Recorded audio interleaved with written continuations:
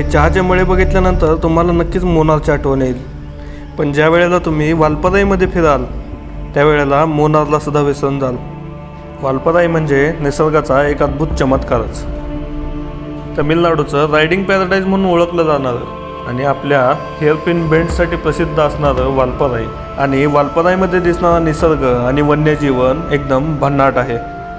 चला तर मग आज मीही त्याच्याच शोधात वालपराईला निघालो।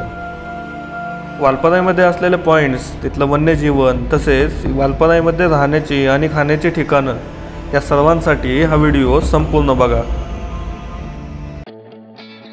मी कोइंबतूरमधून वालपराईला जाण्यासाठी सकाळी 6 वाजता सुरुवात केली। कोइंबतूर ते वालपराई हे 115 किलोमीटर आहे। जर तुम्ही वालपराईला येण्याचा प्लॅन करत असाल तर तुम्हाला कोइंबतूरच्या स्टेशनला यावं लागेल आणि तिथून तुम्हाला वालपराईसाठी भरपूर बसेस उपलब्ध आहेत। कोइंबतूरमधून निघालो आणि पोलाचीपर्यंत येऊन पोहोचलो।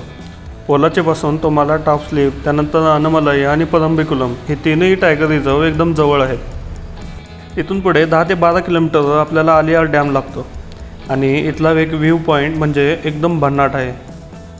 आलियार डॅम हे अनमलाई टायगर रिझर्वच्या आधीचे शेवटचे गाव। तिथून पुढे डायरेक्टली अनमलाईचं टायगर रिझर्व सुरू होतं आणि या टायगर रिझर्वमध्ये तुम्ही सकाळी 7 ते संध्याकाळी 5 वाजेपर्यंतच प्रवेश करू शकता। रात्रीच्या वेळी हे टायगर रिझर्व पूर्णपणे बंद असतं। 50 रुपये एंट्री फी देऊन मी टायगर रिझर्वमध्ये प्रवेश केला आणि तिथूनच या सर्व सुंदर नजाऱ्यांना सुरुवात झाली।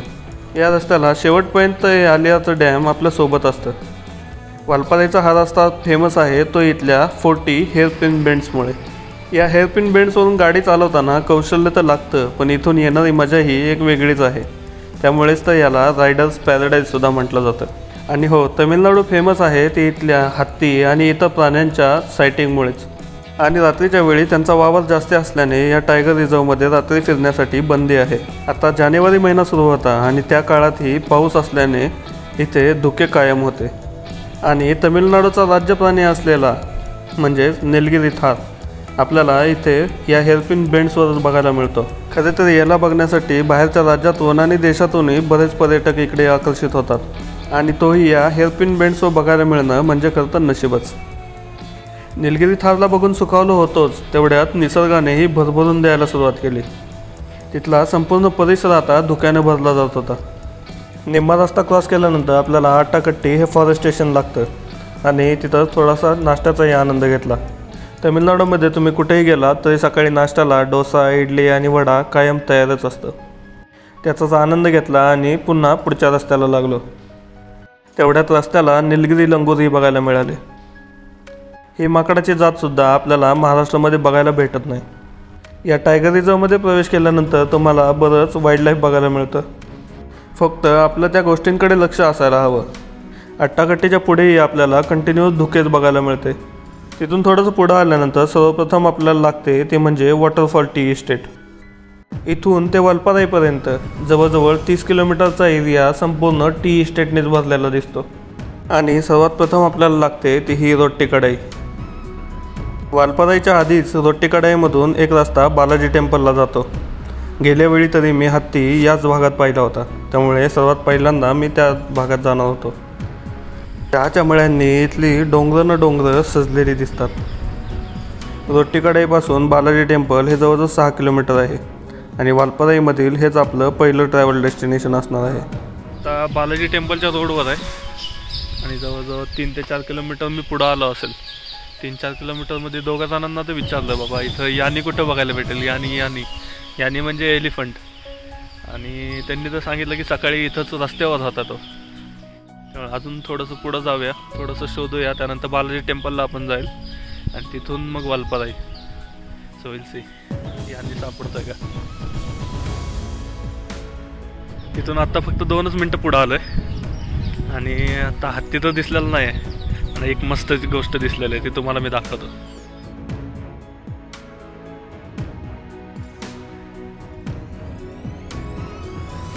बायसन, त्यालाच आपण इंडियन गौर असेही म्हणतो।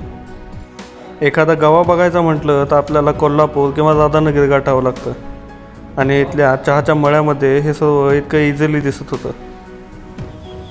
वालपराईमध्ये अशी वाईल्डलाईफ दिसते, एकदम टी प्लांटेशनमध्ये तुम्हाला एखादा गवा किंवा हत्ती एकदम इझिली दिसून जाईल।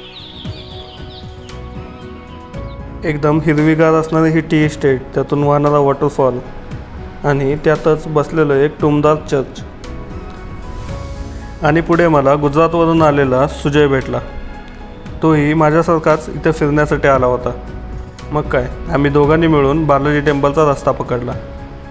गाडी पार्क करून आम्ही थेट मंदिराच्या दिशेने निघालो. 5 ते 10 मिनटाच्या वॉकिंगनंतर हे मंदिर आपल्या डोळ्यासमोर येतं. मंदिर एकदम मस्त आहे, पण तिथे फोटोग्राफी करणं अलाउड नाही. जाताना रस्त्यातच ग्रीन टी घेतला आणि पुढे निघालो. वालपराईमध्ये या टी इस्टेटमधूनच गाडी चालवताना एक वेगळीच मजा येत असते. पण प्रॉब्लेम होतो ते इथल्या भाषेचा. तिथे कोणालाच हिंदी किंवा इंग्लिश जास्ती समजत नाही.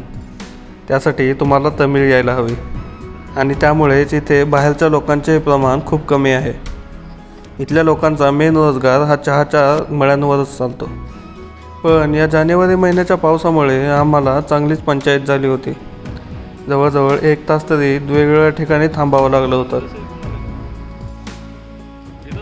पाऊस थांबल्यानंतर आम्ही तिथून पुढे पुदुथोट्टमला पोहोचलो आणि इथे वाईल्डलाईफमधील एक एंडेंजर्ड स्पेसीस बघायला मिळाली.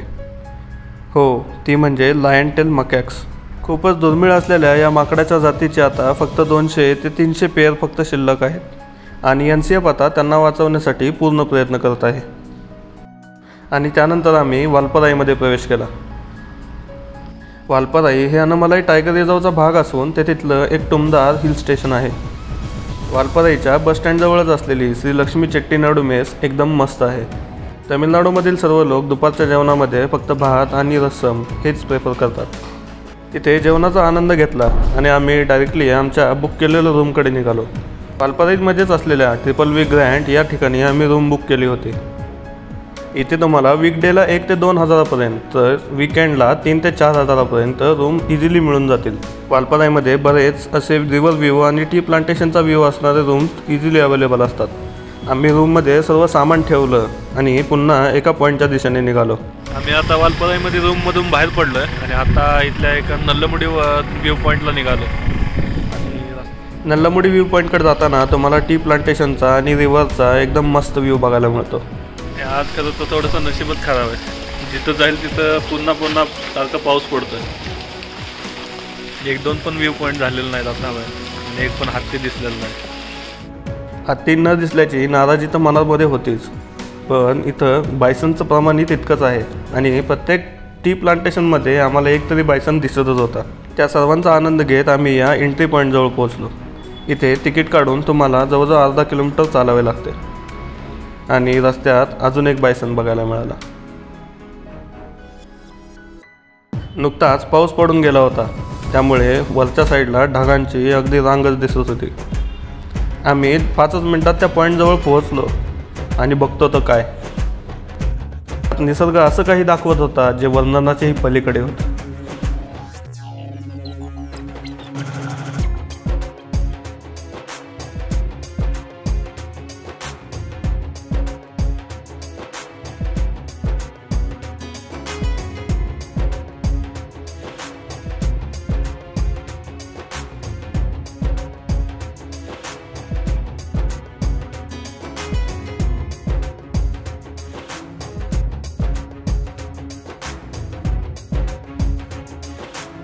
इथल्या निसर्गाने दाखवलेल्या त्याच्या या अचाट रूपामुळे खरं तर आम्ही मंत्रमुग्ध झालो होतो. आयुष्यात असा ढगांचा खेळ मी पहिल्यांदाच अनुभवत होतो आणि सकाळपासून पावसाबद्दल तक्रार करणारा मी आता हे सगळं बघून अगदी सुखावलो होतो. आणि अखेर 1 ते 2 तासानंतर आम्ही त्या जागेला निरोप दिला. आज वीकडे असल्यामुळे तिथे खूपच कमी गर्दी होती. तमिळनाडूच्या बऱ्याचशा भागांमध्ये तुम्हाला टी आणि कॉफीचे प्लांटेशन बघायला मिळतील. वालपराई, मुन्नार ही सर्व ठिकाणे त्यासाठी प्रसिद्धच आहेत. तसेच इथे बऱ्याच टी फॅक्टरी आहेत, त्यामुळे तुम्ही त्याही व्हिजिट करू शकता.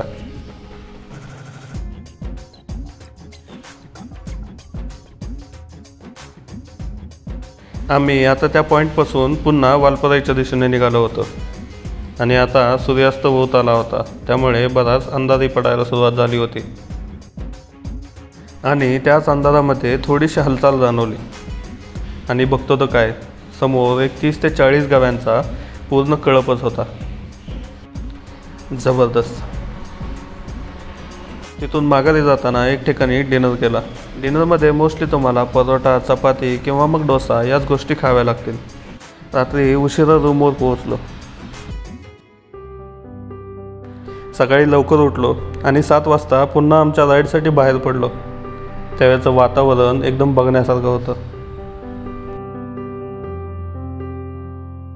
आणि सुयोग आज गुजरातसाठी रिटर्न निघणार होता. वालपराईची ही टुमदार घरे, हे टी प्लांटेशन आणि हा सूर्योदय. वालपराई खरंच एक भन्नाट जागा आहे. इथं टी प्लांटेशन किंवा कॉफीचं प्लांटेशन भरपूर आहे. मनाला थोडं वाईटही वाटतं की हे सर्व त्यांनी इथले जंगल तोडून वसवलेलं आहे. आणि हे सगळं इंग्रजांच्या काळात झालं होतं. आज इथल्या लोकांना यामुळेच रोजगार मिळतो आहे. तसेच बरेच टुरिझमही इथे डेव्हलप झालं आहे. पुन्हा एक नवीन दिवस, नवीन राईड आणि वालपराईचा हा संपूर्ण निसर्ग.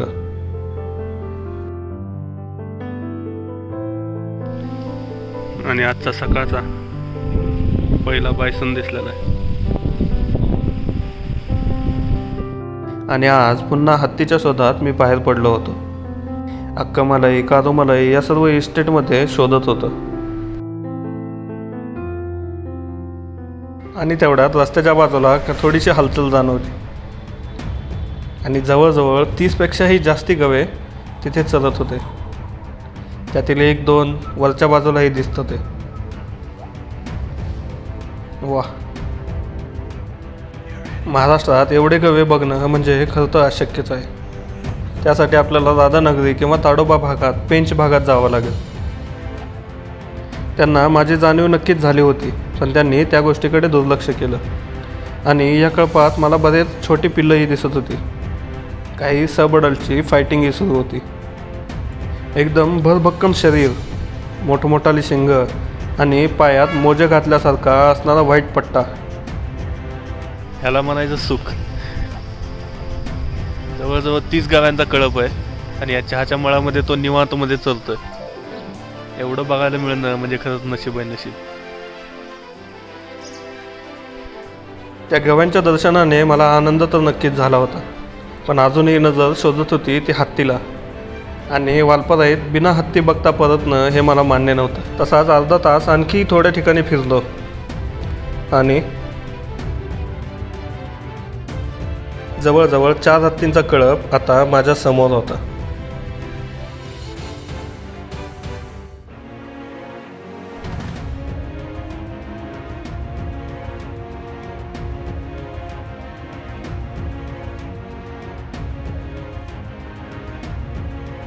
या चौघांना बघून मी तरी सुखावलो होतो. आणि थोड्या वेळानंतर मी त्या वालपराईचा निरोप घेतला.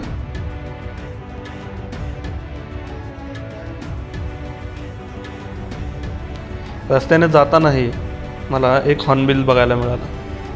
महाराष्ट्रामध्ये फक्त कोकणात हा धनेश पक्षी बघायला मिळतो, पण केरळ आणि तमिळनाडूमध्ये त्यांची संख्या भरपूर आहे. ते सगळं बघून अखेर मी वालपराईचा निरोप घेतला. चला तर मग भेटू नेक्स्ट व्लॉगमध्ये. आजचा व्लॉग तुम्हाला कसा वाटला हे मला सांगायला विसरू नका. Thanks for watching.